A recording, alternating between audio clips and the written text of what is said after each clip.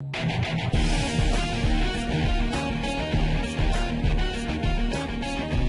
everyone, welcome back to another episode of Branchport. This time we're looking at the variant SporkHark. So it's another one of those NetHack variants that's no longer under active development. I think development stopped in maybe 2011.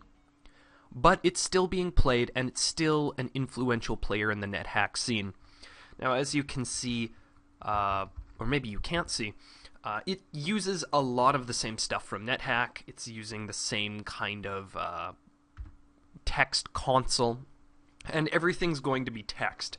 There is no graphical variant unless you want to start installing other things, and I didn't really want to start doing that, just because I want to give you a look at exactly what each variant offers, and then I'm going to start playing around. I had someone comment that they would like to see DawnHack tiles used, and I think that's really cool, and I'd really like it. So I'll try it maybe later. I know that NetHack 4 can support Dawn. I think it's called Dawn tiles. So when I do my NetHack 4 review look at type thing, I will use them, but not for this time. So let's talk a little bit about the design philosophy. If you want to skip this part, I'll probably put a doobly-doo that you can click on, but I think it's important.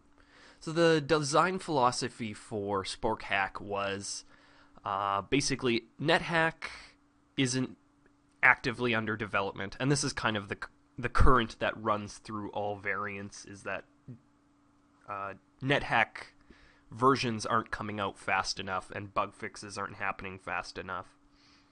So NetHack isn't under development very rapidly, and it's broken. There are easy ways that you can just kind of fly right through.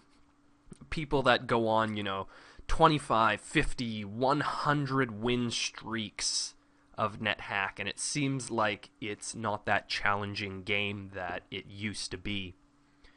So they kind of wanted to add a little more challenge into it, and also kind of tweak and fix, but mostly keep things the same. You're not going to see the sort of wanton additions of Slash'em, which are fun and made the game kind of chaotic and cool.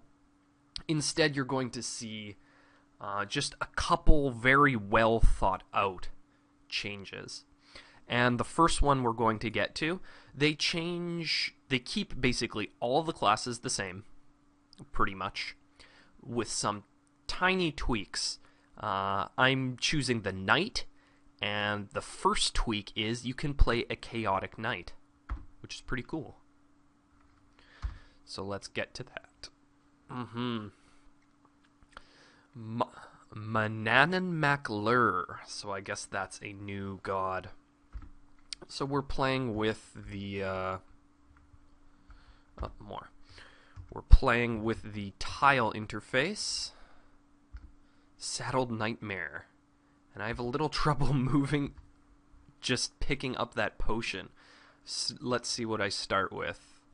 Basically the same stuff a knight would start with. So Chaotic Knight, that's a possibility.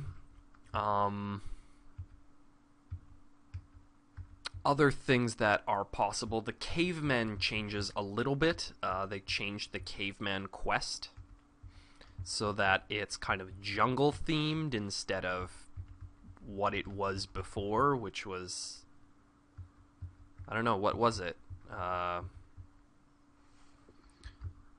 Door is locked. Kick.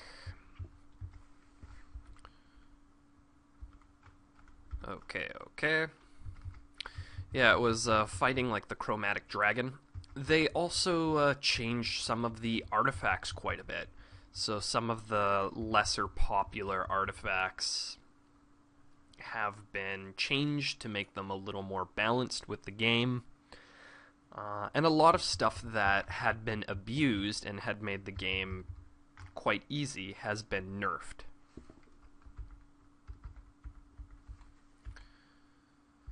Let's turn auto pickup off. There we go. And then I'll eat that corpse. Yum, yum, yum, yum, yum. So some of the things that have been nerfed, Elbereth has been nerfed. I think it's still usable, but perhaps less respected by different. And I keep running into doors.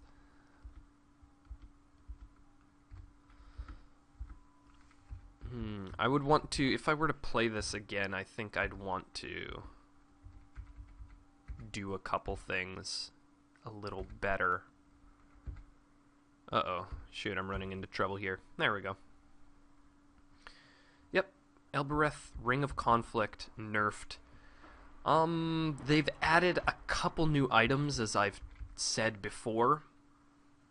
Things like Amulet of Power, Gnomish Armor, Boots of Molasses, Gauntlets of Fortune, and Wand of Wind, which I think would be really cool.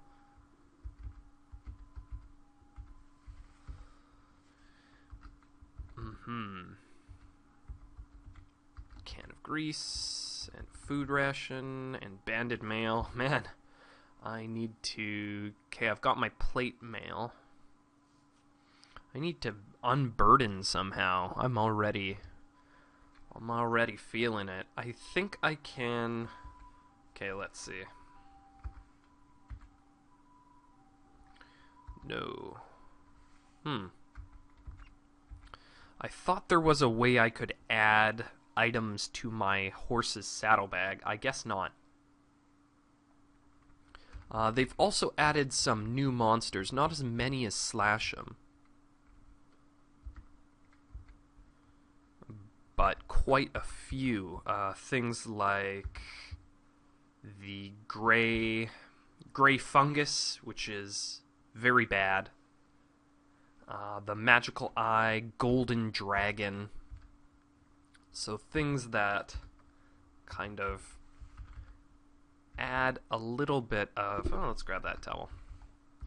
Add a little bit of variety, but not unbalancingly so.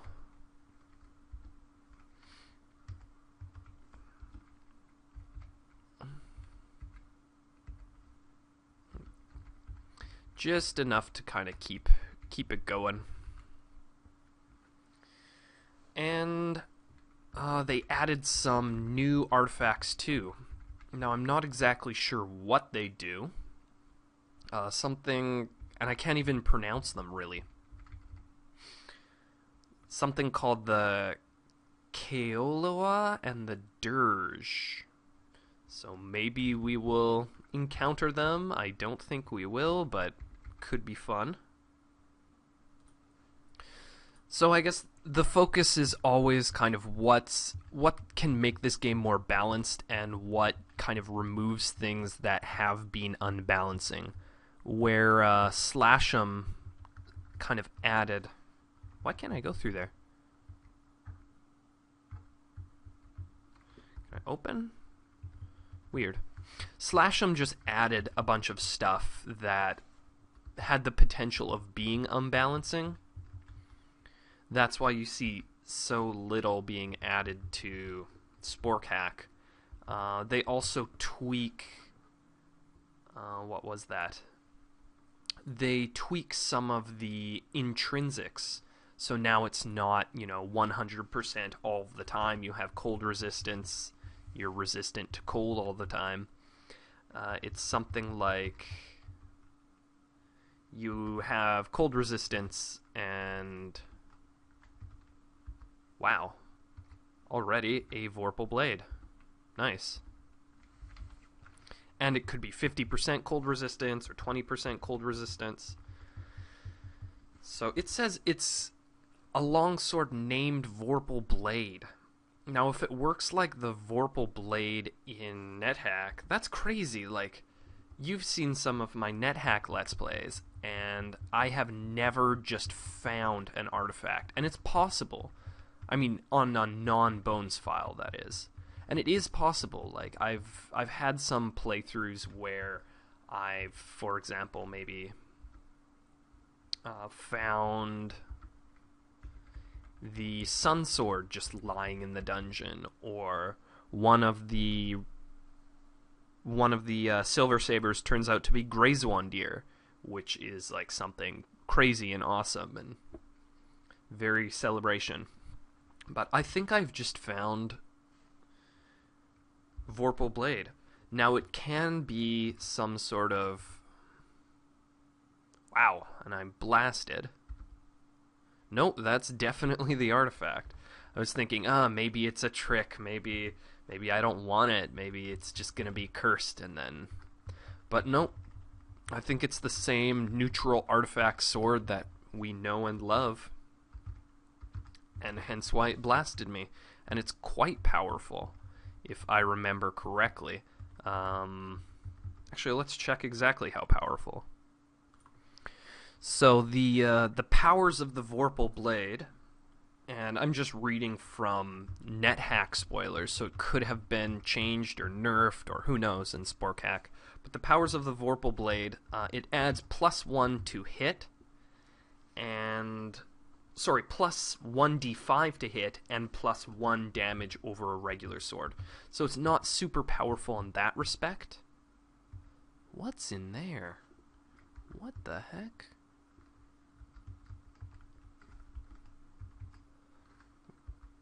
A scroll is... Oh, it must be like a shop. Am I in the shop right now? Oh no, that's something that SporkHark changes. You can have rooms that spawn adjacent to other rooms, so the map generation has been changed quite a bit. And so now we have a room, like a shop, that spawned right next to. And I'm guessing these tiles are windows, because I can't go through them, but I can see through them. So let's just check. Iron bars. Right. Right. So is there any doors, maybe between the iron bars? Yeah. Nightmare is attacking the jackal. Good, horsey. No, I'm gonna have to find another way in. And here's the other way in. There we go. A secondhand bookstore. No, let's not attack the Lich. So it looks like they also changed the shopkeep to be something extremely powerful. So you do not want to mess with a Lich. A shopkeep, you know, you get a good scroll of maybe a scroll of Stinking Cloud. And then you just kind of drop it on top of the shopkeep and then watch as it dies. And you go, ha ha ha ha. I am so smart. But a Lich, I don't think, will be taken down by a scroll of Stinking Cloud. Sorry, I keep going on tangents here. So, Vorpal Blade, I told you it's damage, +1 damage, +1 d5 to hit. But it has a special ability. It has a 5% chance of beheading a creature that has a head, which is quite awesome. That means that it just instantly kills it. So if you think about it, in the hands of an enemy, it can be quite a bad thing, because if a monster is wielding it, it has a 5% chance of just killing you. Not good at all. It also has a 100% chance of beheading Jabberwocks because of its origins in the in that fine poem, and I hope you know the one. So we have tons of scrolls over here. Whether I'm just kind of doing this to play it and not really to win, just like I was doing for my SporkHark. I just want to show off as many features as I can. What's that? Is that a fountain? I'm guessing. Yes, it is a fountain. I'm all done. Yep, I'm just showing off the features here. And falling down staircases. Yay, it's good to abuse your constitution, right? I really like to up my strength. 14 just doesn't do it for me. There we go, we got another staircase. Other than that, You're not going to see any new levels. I doubt that will run into any new monsters. It seems like the ones it adds are kind of high level. Again, to keep with that design decision to make NetHack a little more challenging.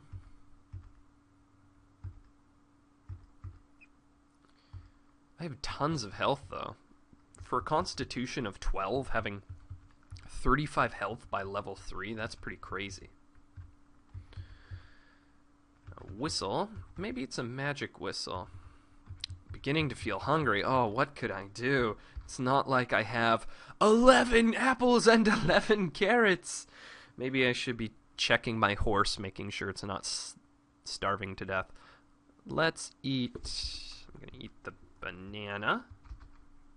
Blech, rotten food. I'm going to eat 2 apples and 2 carrots. Those are kind of... A good knight would save those for his horse and eat the food rations, but I know that fruit can go rotten, I think, or at least easier than not fruit can. So let's chat to our horsey. And it whinnies, so that means it's not hungry. If it wickers, then it is hungry. Maybe it's the other way around. Who cares? Who cares? My horse is strong. It can survive anything. And... I don't know how much there really is to show off anymore. I think I've gotten what I can. The spell system is also tweaked a little bit more, and I think it's worth noting about the SporkHark server. So the thing that NetHack added to Hack, its predecessor, and it should be kind of obvious by the name, was network capabilities. So you can run a server and kind of have your high scores up there. And there is an official server, which I actually don't play on. I don't know why, but I think there's no graphical client, and I'm bored by the ASCII client because I'm a Luddite. Sorry, no, that'd be the other way around. Because I'm a faker, and I'm no good. But I'm confused now. But I really should be playing more server games. They're kind of fun. Especially because they like to have contests sort of like every October, I believe. They have a contest. Either begins on October 31st, like begins on Halloween, or ends on Halloween. Don't attack that. You silly horsey. There we go. Ooh, cave spider. That's no good. Unlabeled scroll. And SporkHark also has a server. How do you get to that exactly? I think you can just on Freenode. If you have a program called Freenode, you can just connect to it.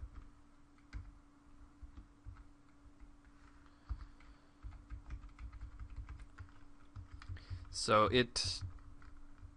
being a well-balanced game, I think you can get, like, it's a little more competitive and a little more kind of fun than NetHack, where some people have kind of like figured it out and maybe gamed the system and they know what they're doing and it's kind of intimidating.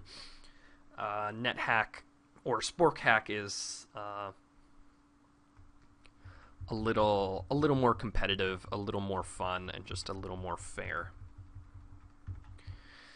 And I think that's enough for our exploration of SporkHark. Ooh, I gotta leave for work pretty soon, actually. Next time I'm going to try... It might be another classic, kind of a balancing version. I would really like to get to NetHack 4, which is kind of the I don't know, branding itself as the unofficial, maybe successor. I don't know if that's the right words, but it's under active development. It has a really cool dev team and a really awesome design philosophy. So I really want to look at that as soon as possible, once I get it running, maybe on my Mac or something. But until then, take care.